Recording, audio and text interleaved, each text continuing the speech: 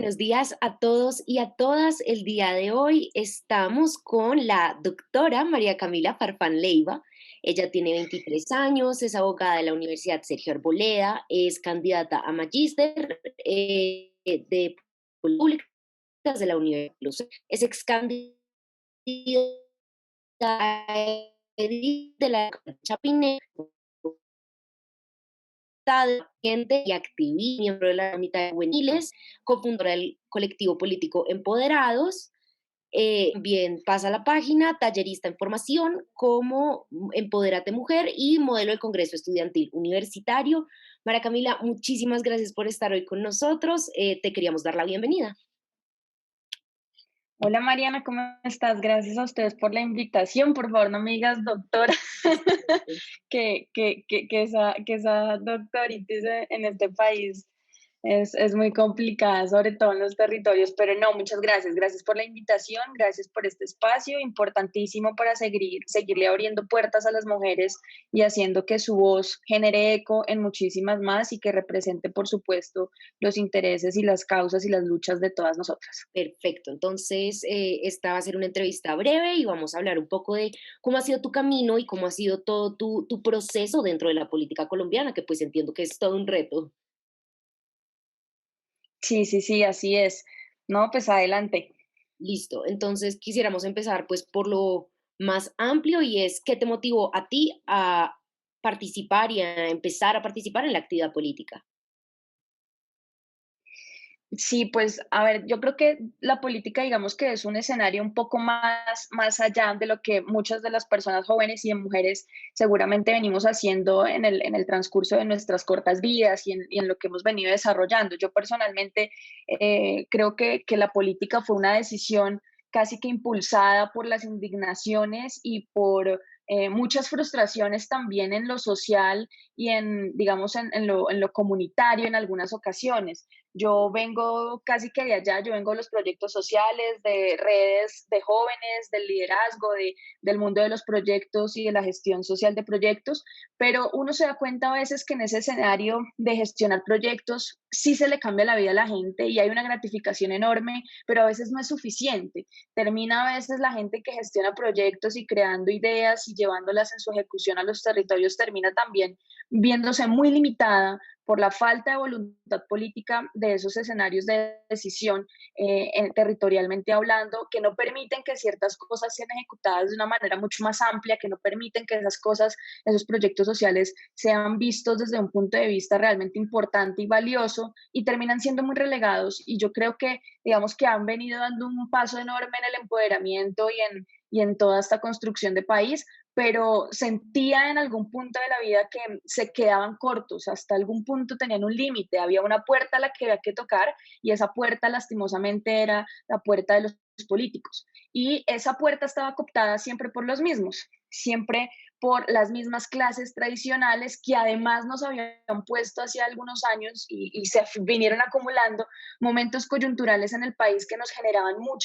mucha desilusión, como mucha indignación no solo a los jóvenes, a las mujeres también, y por supuesto, pues como a todo este cuento de las nuevas ciudadanías. Pasó en el plebiscito en el 2016 cuando creamos la iniciativa de Pasa la Página con un grupo de amigos con el que hoy hacemos política, pasó luego con la consulta anticorrupción, pasó con la presidencia también, que nos generaba muchas incertidumbres y que luego se terminaron convirtiendo en indignaciones al ver que no materializaban las causas y las luchas que nosotros habíamos venido desarrollando a través de diferentes proyectos en donde se le abría la puerta a los jóvenes, en donde se hacían modelos congreso estudiantil, por ejemplo, de llevar a cientos de jóvenes al Congreso de la República, simular ser congresistas por unos días, en el marco de varios proyectos que hemos desarrollado con Fundación Domo Paz, con Hans Seidel y con la Red Colombiana de Líderes Juveniles Red Colombian. Y a pesar de todo eso, veía uno, digamos, estas limitantes para que las causas que estábamos defendiendo pues fueran muchísimo más trascendentales y llegaran y generaran un eco mucho más grande. Eso yo creo que fue determinante y fue, digamos que acumulativo en estos pocos años para decir que la política era parte del camino que había que tomar, sin dejar nunca de lado los proyectos sociales, la base comunitaria, la movilización ciudadana, pero que sí terminaban siendo, digamos, la política un camino a través del cual podíamos liderar y cambiar las realidades de las personas. Bueno, Camila, y tú hablas de pocos años, pero hablas de un montón de cosas que la verdad es que te ha rendido mucho el tiempo. Con todo esto también quisiera saber cómo ha sido tu trayectoria política pues como servidora pública que más has hecho, porque hablas de un montón de proyectos y me parece súper interesante ver cómo has logrado tal vez un poco hilar esos proyectos que tienes con tu vida política. Gracias. No, pues a ver, yo creo que ahí hay que tener una definición amplia, creería yo, del servicio a lo público. Más que servidora pública, de pronto dentro de lo que concierne a tener un contrato o a lo que concierne a ganarse un concurso de carrera o estar en el sector público como tal ocupando un cargo, yo siento que eso ha venido pues luego manifestándose de otras maneras, pero desde el principio, porque además yo no soy de Bogotá, desde el principio que llegué a Bogotá, por allá hace casi ya 8 años,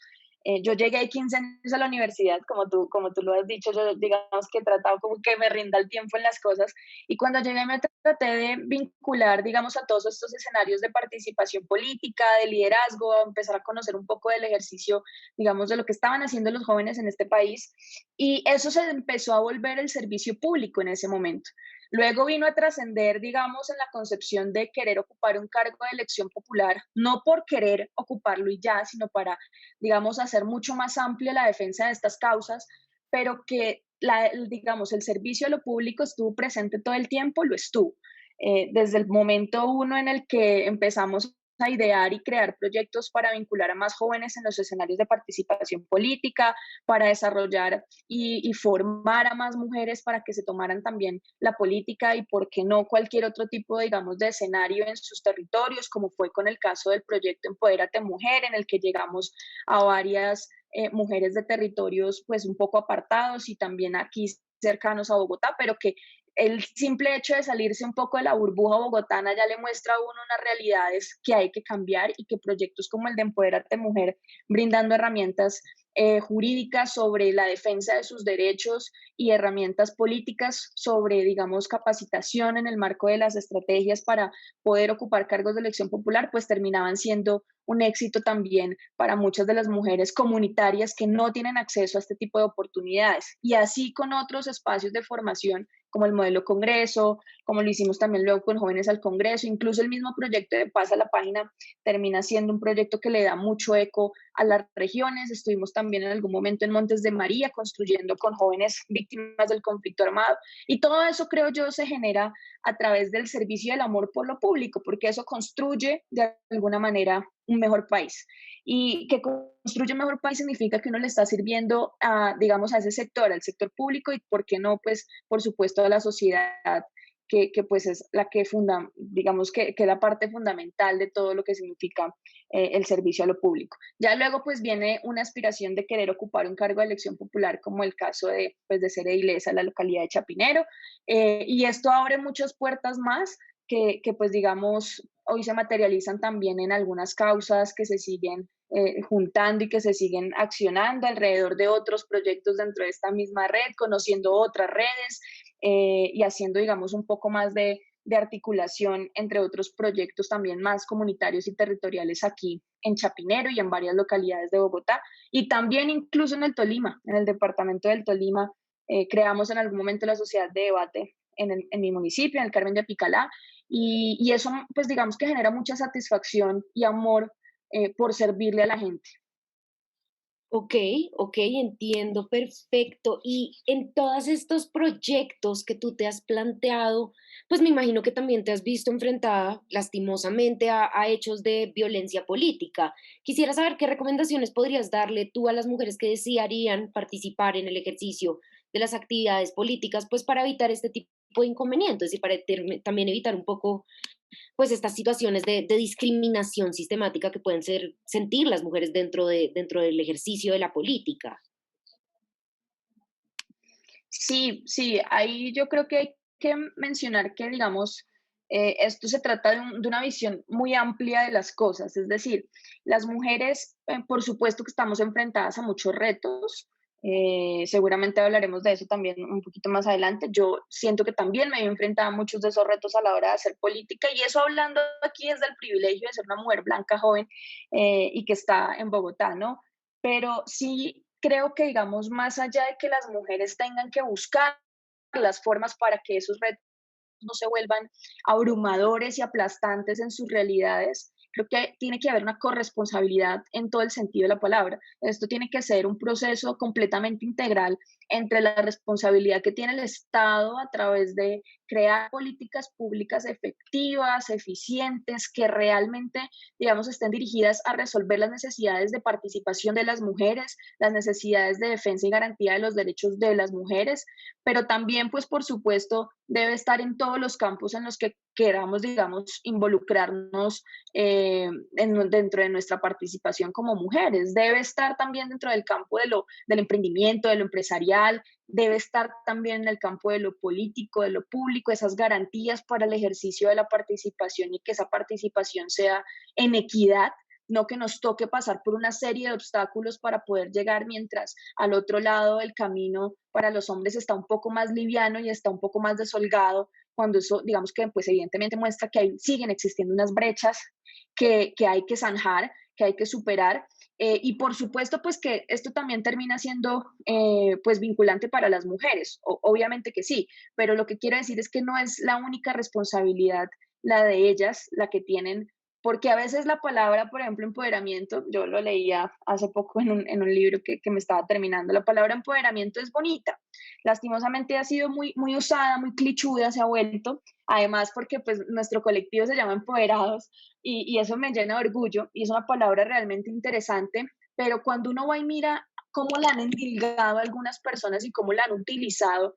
termina siendo una endilgación de responsabilidad en el caso, por ejemplo, de la equidad de género y de la participación política de las mujeres, porque le decimos a las mujeres, empodérese, ¿cierto? Empoderémonos y tratemos de hacer las cosas, pero es que ellas no son las únicas que tienen la responsabilidad de participar o de querer hacer las cosas. Yo puedo tener las ganas de querer hacer las cosas, de participar en política, pero si estoy en un municipio en el que, digamos, la posibilidad de participar políticamente se reduce a los pocos partidos que me van a vincular en una lista, que también seguramente hablaremos de eso, de la ley de cuotas, y me van a vincular en esa pequeña lista solo porque pues es la única manera de poder entrar a que les avalen la lista en la registraduría y que luego puedan tener y mostrar que están teniendo participación política de la mujer, pues ya empieza a haber un obstáculo. Y si luego en el ejercicio de esa mujer que entró a ese escenario político, sigue habiendo violencia política y sistemática por parte de los hombres que la rodean o incluso hasta de las mismas mujeres,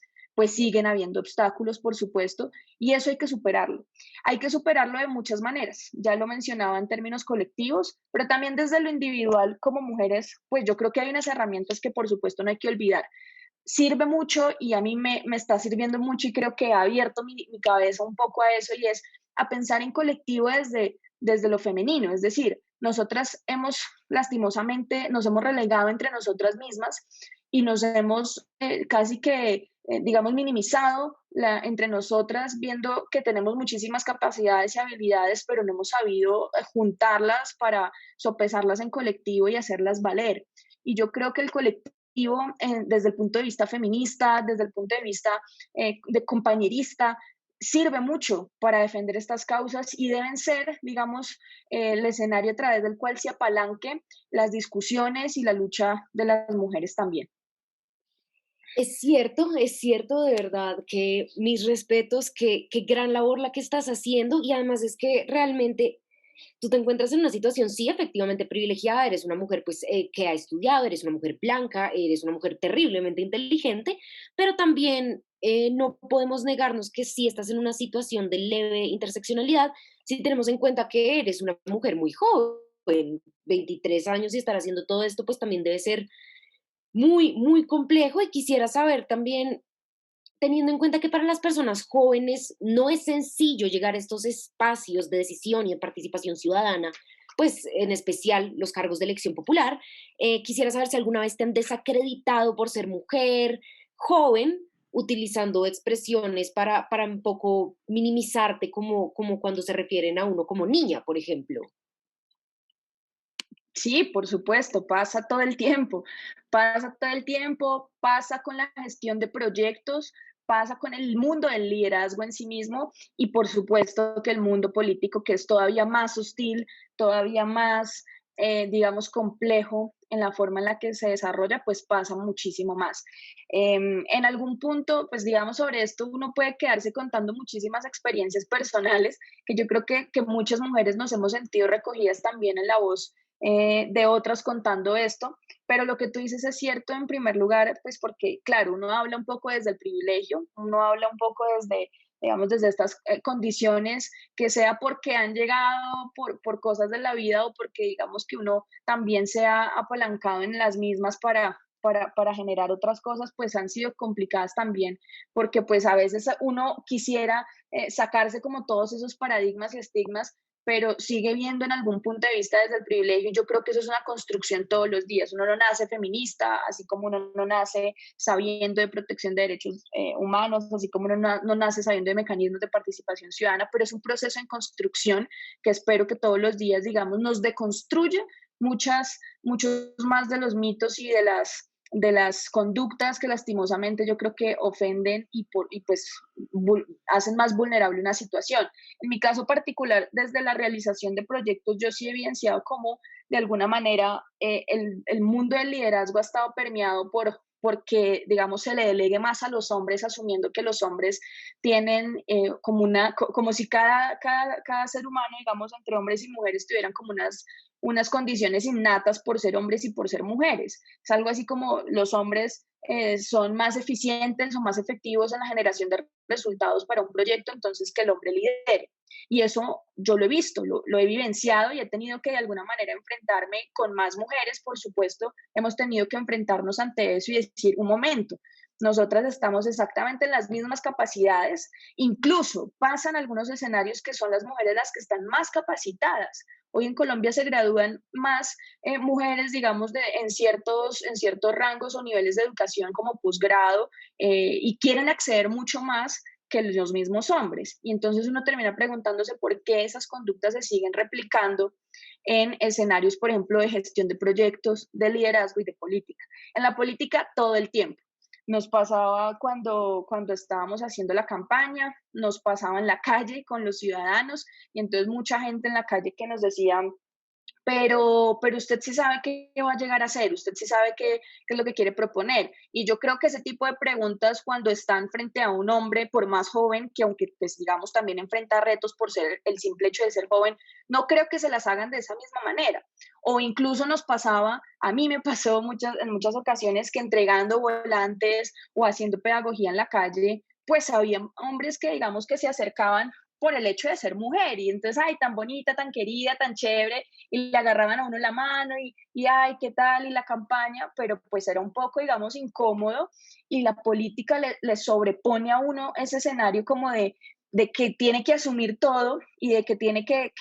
pensar que, digamos, lo que está pasando, pues hace parte del ejercicio de la política cuando no es cierto. Eso que pasa dentro del ejercicio de buscar ser una candidata o ganar un escenario de elección popular, pues no es cierto que pasen esas cosas y que vamos a normalizarlas. Entonces sí creo que hay una serie de conductas y lo mismo en los debates. La política, digamos que cuando uno le pregunta a la gente sobre política, la gente siempre le va a terminar diciendo a uno, porque me pasaba en algunos talleres que hacíamos con mujeres. Hace poco realizamos uno en un municipio de la costa y las mujeres se imaginaban incluso ellas mismas que cuando hablábamos de política de una figura masculina detrás, una figura masculina, blanca además, un señor de corbata, y creo que la política ha estado masculinizada todo el tiempo, que lastimosamente esas conductas se terminan reflejando en los debates, en donde nos toca hablar más fuerte, nos toca hablar más durito para que nos pongan cuidado, para que no nos digan, oiga niña, ¿por qué no se devuelve a la casa o vaya y hace otras cosas? ¿Cierto? Y eso digamos que lastima mucho eso, no solo en la integridad de uno como mujer, sino en la visión de lo que va a seguir pasando en este país, que ojalá, digamos, se sigan reduciendo esas brechas, pero que lastimosamente hoy existen y hay que buscar es cómo superarlas. Entonces pasa todo el tiempo en el ejercicio del liderazgo, pasan el ejercicio de la política, pasan el ejercicio habitual de las cosas. En la casa le dicen a uno que no hable de política, que no hable de religión, y si uno es mujer y si uno es joven, a mí me pasaba cuando era pequeña que en algunos círculos familiares, pues a uno le decían que no tenía que hablar de eso porque uno no sabía de lo que estaba hablando, imagínate. Como si hablar en ese momento de las cosas fuera malo. Yo creo que todo lo contrario, que uno desde pequeño esté preocupándose por lo que pasa alrededor de este país, pues creo que debería ser motivo digamos, de generar algo más valioso y no para motivos de censura. Entonces sí creo que pasa todo el tiempo y que hay que buscar cómo solventarlo, esa violencia política, además en el ejercicio de la política de callarnos, de silenciarnos, tiene que ser una corresponsabilidad también, pues digamos que compartida con los que yo creo que pueden ser nuestros aliados, que efectivamente son los hombres quienes hoy ocupan más cargos de elección popular, por ejemplo. Las mujeres apenas si estamos rondando el 20% según datos de Registraduría Nacional. Y eso, digamos, pensando en diferentes cargos, ¿no? Hay que mirar cómo estamos en el Congreso, pero no pasamos del 23%, concejalas 17%, alcaldesas como un 12%. Entonces, las cifras preocupan no nos dar en acceder a los cargos, sino que de una vez lleguemos, nos podamos tener en esos cargos y que la violencia política desaparezca. Claro que sí, qué duro eso que nos cuentas, la verdad. Lo siento mucho, se necesitan demasiadas agallas para estar en todo este tema. Quisiera saber, hilando con el tema del imaginario, de cómo un político necesariamente tiene que ser fuerte, tiene que ser hombre, tiene que estar un poco a cargo de la situación y tal vez que las mujeres no somos capaces de hacer este tipo de cosas. Quisiera preguntarte, ¿qué opinas tú de la participación por cuotas y de la ley de cuotas? Y tú sí consideras que efectivamente la ley de cuotas sea una herramienta útil y una herramienta efectiva para terminar con estos imaginarios de la masculinización de la política, o crees que tal vez podríamos estar intentando buscar otro tipo de soluciones para estas situaciones de violencia y estos imaginarios masculinos de los que nos hablas? Yo creo que la solución, digamos, asociada a procesos como los de la ley de cuotas, tienen un vicio en la concepción, en la construcción misma de la idea que hay que ir solventando en el camino, pero que ojalá desde su propia construcción, cuando nos diseñemos políticas públicas muy sensatas sobre participación política de la mujer y cómo hacer para que crezca y para que crezca de la mejor manera, pues hay que resolverlas. Pero lo cierto es que hoy, por ejemplo, el tema de la ley de cuotas a mí me genera, pues entre muchos sinsabores, hay uno en la concepción misma de cómo ha sido pensado, y es que se ha sido pensado casi como para endilgarnos a nosotras como un deber, ¿no? O sea, es decir, entre los partidos y entre las formas de participar, hay un deber, una obligación de incluir mujeres como si digamos, nos tuvieran que regalar ese espacio, más o menos. Y yo creo que hoy no nos tienen que regalar ningún espacio. Hace parte de nuestros derechos fundamentales y siempre lo ha sido, que nosotras tengamos una opción real de participar en política y de que una vez participando en política nos podamos sostener en esa participación y que sea efectiva y no encontremos violencia política en el marco de nuestro ejercicio dentro del cargo que ocupemos. Pero yo sí creo que hay un vicio allí en la constitución misma de la ley de cuotas, porque cuando entonces uno va a los territorios, incluso acá mismo también en Bogotá y en muchos espacios territoriales, pues uno se da cuenta que tanto para los organismos institucionales como para los partidos políticos termina siendo una obligación y un deber incluir mujeres que además les genera unos beneficios a ellos y si no los hacen pues no los van a obtener. Sencillo, si no incluyes entonces un porcentaje de mujeres pues no te hace la lista, escribirla y entonces no puedes mostrar que estás siendo inclusivo con las mujeres, ¿cierto? Y yo siento que ahí hay un error en la lógica de cómo ha sido pensada esa ley de cuotas que hay que ir mejorando con el tiempo y que hay que buscar que salgan otras políticas públicas y otros diseños, digamos, de solución que sean realmente efectivos. A la larga, porque pues digamos que esto sigue olvidando otras de las cosas que generan problemas a la hora de participar en política y en cualquier escenario para una mujer, y es que aquí solo se está pensando en el hecho de que la mujer pueda entrar a participar. Pero se olvida por completo que en los casos, por ejemplo, de los territorios más vulnerables, estas mujeres que entran a participar, uno, pueden entrar a participar casi que y obligadas sin sus causas se vean reflejadas en ese partido político, porque puede que sea el único que les está abriendo la puerta para tener de pronto una participación, entre comillas, efectiva. Entonces uno ve en muchos municipios candidatas que se lanzan por partidos políticos que no son los que defienden o los que han defendido todo, digamos, todo el transcurso de su vida, sus causas y sus luchas, pero pues uno les pregunta por qué te lanzas por ese partido y resulta que allá tienen más garantías que en el que se supone defienden sus intereses o sus causas. Entonces, sí creo que falta una corresponsabilidad con los partidos políticos para que se metan la mano al bolsillo, además, porque creo que hoy tienen los recursos para hacerlo y no han sido lo suficientemente eficientes en buscar garantías políticas para las mujeres dentro del ejercicio mismo, pero también un poco para que digamos que piensen en las realidades mismas del territorio. Muchas de estas mujeres que quieren participar en política son mujeres que tienen un montón de cosas adicionales y unas cargas históricas que responden a problemas estructurales de este país. Como que tienen una labor del cuidado muchísimo mayor. En Colombia las mujeres tienen 37 horas más o menos de trabajo no remunerado comparado con los hombres que laboran alrededor de 17 de trabajo no remunerado. Entonces, a esta mujer que está participando en política, además tiene una carga en su casa que debe responder por su hogar, por su familia, por sus hijos, ¿cierto? A veces ni tiempo le queda para poder ir a asistir a las reuniones del índole público para seguir capacitándose, forjando en este escenario. Entonces, fíjate que la ley de cuotas tiene una mirada muy corta, aquí, a corto plazo y muy cerrada, de lo que es la realidad sensata de muchas mujeres en los territorios. Siento que es uno de los pasos que hay que seguir fortaleciendo, por supuesto que sí, pero que se queda corto en su concepción y en su aplicabilidad, sin duda. Hay que buscar que hayan más mecanismos y que sean integrales para que las mujeres puedan participar en política y otras de las preocupaciones se vayan despejando. Entonces, que ya no haya violencia en los casos, digamos, en las familias, de violencia intrafamiliar, que la labor de cuidado se disminuya, que haya, digamos, muchísima más efectividad y garantía de los derechos de las mujeres. Cuando todas esas otras cosas vayan zanjándose, la participación política va a ser muchísimo más factible. Entonces sí creo que ley de cuotas debe ser pensada y muchos de esos procesos desde un punto de vista muy, muy amplio. Bueno, muchísimas gracias y ya estamos terminando. Quisiera hacerte una última pregunta, tal vez un poco para cerrar, y es que hemos visto que participas activamente en una escuela de formación para jóvenes. ¿Qué le dirías tú en estos momentos a todas las personas y todos esos jóvenes que pueden verse enfrentados a los estigmas de ser mujer y de ser jóvenes para que continúen en su propuesta política y para que no se desmotiven, pues tal vez por los retos que, como tú has tenido que enfrentar, seguramente ellos también tendrán que enfrentar en algún momento? Sí, pues ese proceso, gracias por mencionarlo, es muy bonito, es un proceso que hemos venido desarrollando con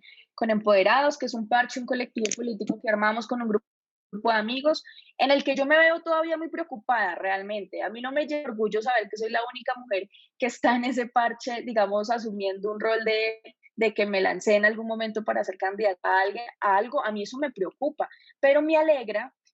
paralelamente que este ejercicio hoy tenga muchísimas, muchísimas mujeres. Hay más de 300 personas inscritas en este proceso de formación y varias de esas, por no decir que la mayoría, porque así lo hemos evidenciado, son mujeres. Y yo creo que acá esto nos genera un reto maravilloso y es primero lograr que más mujeres lleguen a estos escenarios, pero no es la única lucha que tenemos que dar.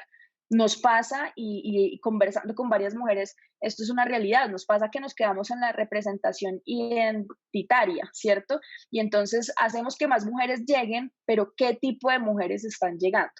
Y yo creo que aquí pues hay que ser muy vehementes con que necesitamos que lleguen más mujeres a los espacios políticos, sí, porque son las que van a defender de alguna manera nuestra agenda. Si no llegamos nosotras a meternos a los espacios de decisión, pues no vamos a hablar de aborto, no vamos a hablar de garantía efectiva de los derechos políticos, no vamos a hablar de las discusiones que a nosotras nos importan porque son las que nos marcan la vida todos los días. Pero necesitamos que sean las mujeres que representan nuestras luchas las que lleguen con muchísimas más herramientas y elementos. Necesitamos que las mujeres comunitarias lleguen a los espacios de decisión porque ellas representan la lucha y la resistencia de alguna manera de esas mujeres que les ha tocado guerrear la vida de una manera muy distinta a ciertas mujeres privilegiadas. Entonces sí creo que hay que buscar que se abra el escenario, el espectro a más mujeres, pero a más mujeres que representen nuestras luchas y formarlas a todas en un proceso paralelo para que pues todas representemos nuestras luchas. Ojalá no hubiese ninguna mujer que no representara nuestras luchas en el mediano y largo plazo en un espacio de decisión política. Pero el mensaje, digamos, es muy claro y es que todas estas chicas que hacen parte del colectivo, todas estas chicas que se han venido acercando al proceso de empoderados, sé que tienen, digamos que en su cabeza el reto enorme de pasar al siguiente nivel, por así denominarlo, y es pensar en ocupar un cargo de decisión política. Hoy muchas de esas mujeres que están en el grupo, en el colectivo, son mujeres que se quieren lanzar a los consejos municipales y locales de juventud. Muchas de ellas se ven, por ejemplo, en una junta administradora local en el mediano y largo plazo, en un consejo en sus municipios. Hay muchas mujeres que hacen parte de territorios muy valiosos dentro de este país y eso permite que haya diversidad en la forma en la que estamos nosotros capacitando y construyendo, pues digamos que el colectivo y todo lo que representa y sus causas, porque no nos quedamos en los 5 o 6 personajes que estábamos aquí pensándonos las cosas. Claro, cada uno es en sus territorios que son muy diversos. Ciudad Bolívar pues no puede decir lo mismo que aquí en Chapinero o que en Usaquén o aquí en la misma vereda del Verjón de Chapinero no se puede hablar lo mismo que allí en el Rey, pero sigue siendo una cápsula que se llama Bogotá. Y el mensaje es de resistencia y el mensaje es de que sigamos construyendo en colectivo, sigamos indignando digamos, nuestras inconformidades con lo que pasa alrededor del país para que eso luego se convierta en una posibilidad real de cambio, de toma de decisiones, de llegar a los escenarios políticos y de asumir también unas banderas para transformar las realidades de la gente. Bueno, Camila, muchas gracias. La verdad es que me dejas sin palabras. Quiero darte las gracias como mujer y también como parte del BIC por habernos compartido estos minutos, por habernos compartido un poco de tu experiencia. Gracias porque realmente eres una inspiración para muchas mujeres y te deseo la mayor de las suertes en esta lucha que estás emprendiendo porque apenas empieza. Gracias a ti, Mariana, y gracias al trabajo que ustedes están haciendo, que es muy valioso también para la construcción de país, porque pues eso de manera integral nos permite ir cerrando brechas. Muchas gracias. Muchas gracias.